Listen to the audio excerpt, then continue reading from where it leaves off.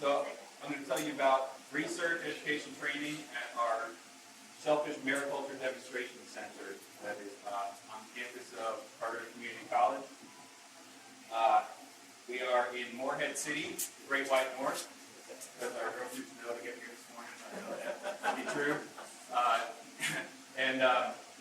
Right on Vogue Sound is the campus of Carteret Community College, and on our campus, NC State University has a facility, their Center for Marine Science and Technology, where North Carolina Sea Grant's marine aquaculture specialist is housed.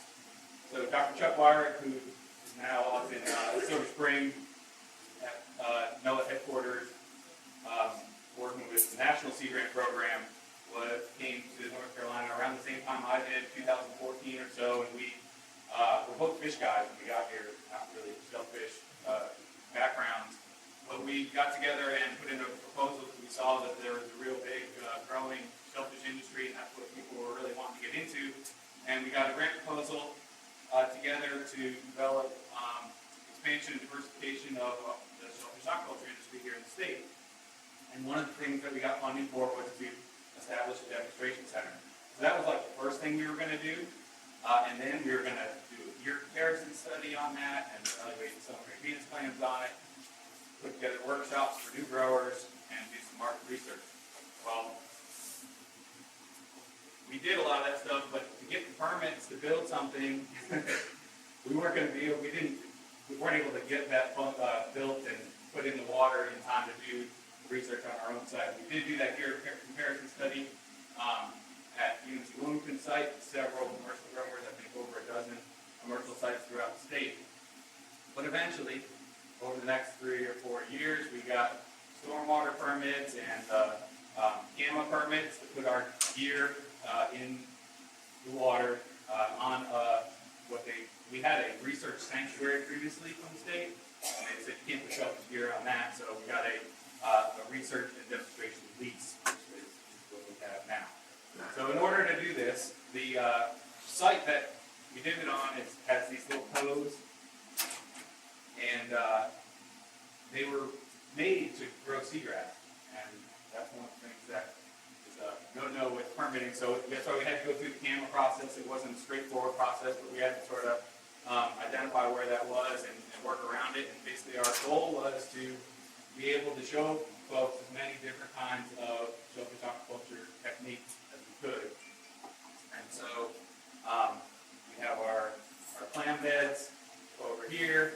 We have floating gear in this code, and we don't have it installed yet, but some in here. We can do rack and bag. We have a fluxy. We have an on-land covered area for tertiary flow-through system. So the funding in the grant was like $50,000 to build this structure. And we knew that wasn't enough, but it was enough to get the thing engineered twice, because they did it in the wrong place, and get all the permits done. And then North Carolina General Assembly came through for us in 2018, 2019 year, and gave us some funding that we needed to build the rest of the structure. And in the budget, in both budgets that are not being passed by our legislature this year, there's funding for additional gear and equipment for our pumps and filtration and all that kind of stuff that we're hoping will come through. But we have the structure built, and we're able to start working there now.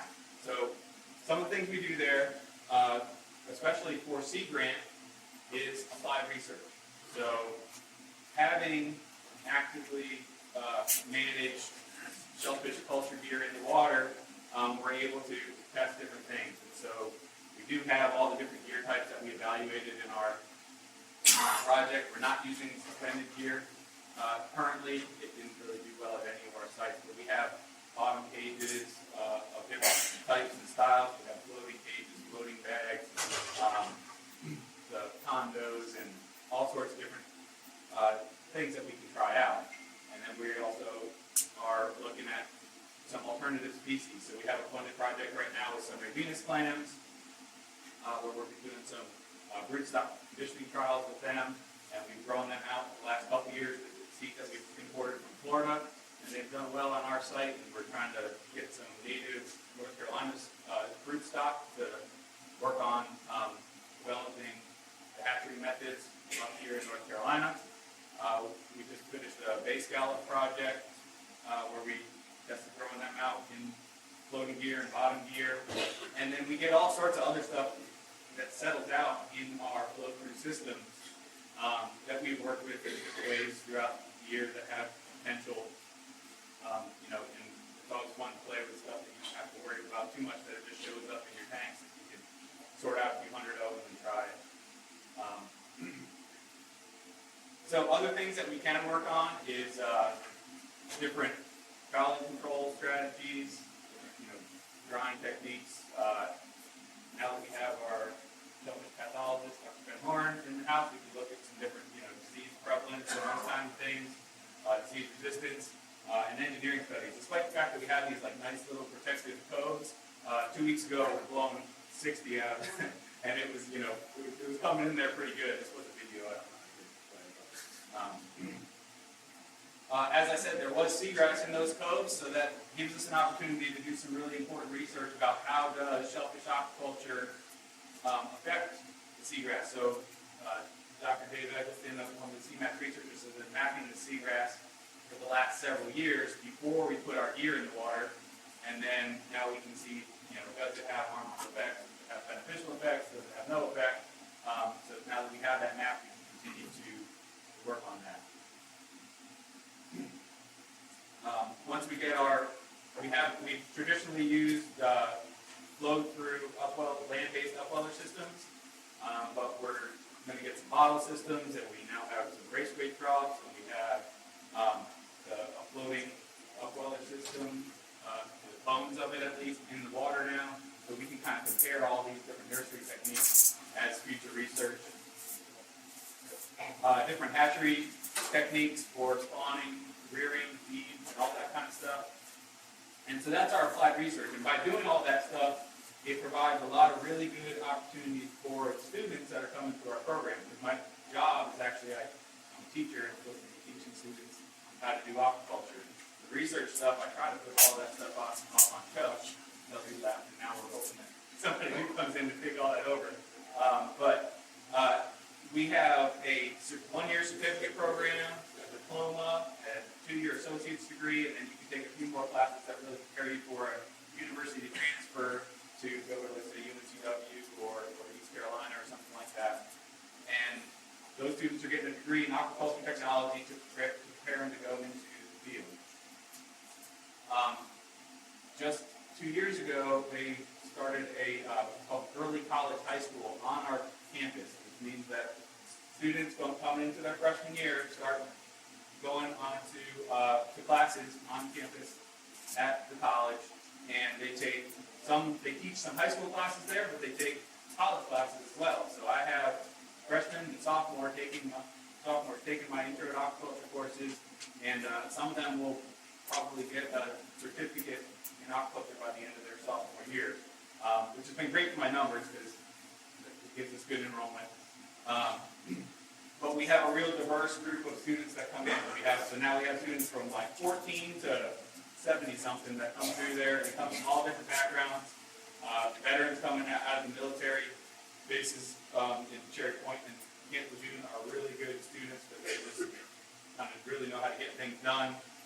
But we've had people from all different backgrounds come in, and they have all different fields that they want to go into. Some of them want to go into shellfish aquaculture, but some of them want to go into some of them want to go into hatchery work, some of them want to get into fish, some of them want to work in public aquariums, some want to go into research fields and stuff like that. So just try to show them everything, go visit all as many places as we can, and then they figure out what they want to do, and then we give them opportunity to do it. It's a real hands-on program with lots of opportunity to do wet work. So you kind of go through the curriculum. Year one, you take those first top 6 classes, you get a certificate. And then sometimes students want to keep going, and they'll learn the hatchery stuff and nutrition and feed work and all those kinds of things as they move on.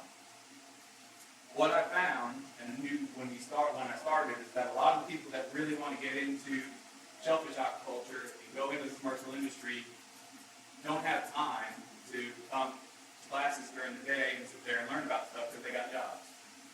So what I've known is that we needed more of like a continuing education type approach or workforce training type of approach. So we got grant just this year to develop a training program. Something I knew we needed, but didn't have time to put together, but now, Brian Snyder, are you here? Yeah, he's coming.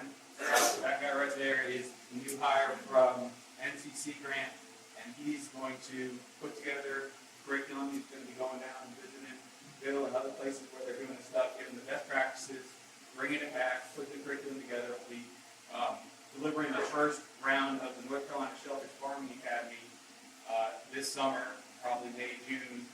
We'll be lining all that up in the next month or so, and that's going to be really a good way to get people prepared to go into the industry. It's going to train you on the biology, the methods, the gears, the business aspect of it. We're working with a small business center to give those people those kinds of support. So that's kind of where we're at. Is really now we're ready to really support the industry that is growing very rapidly. All right. Great. Thank you, Dave.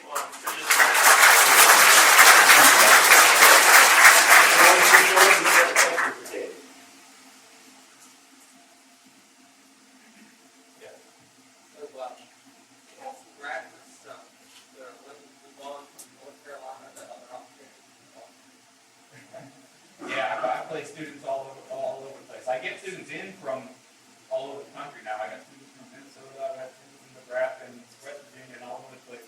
They come because there's not a lot of marine aquaculture training programs out there that are doing the kinds of things we do. But then, yeah, when they graduate, absolutely, some of them are wanting to stay home and some are willing to move on. Some the opportunities are greater.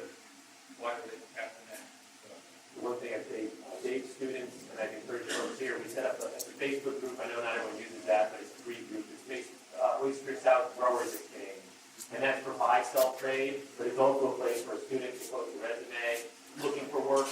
That's also where a farmer can say, I'm looking for help. Right? So that's a place that's a free service. You don't have to be a member of Oyster South. Public. I'll make sure to speak to that. All right, thank you, Dave.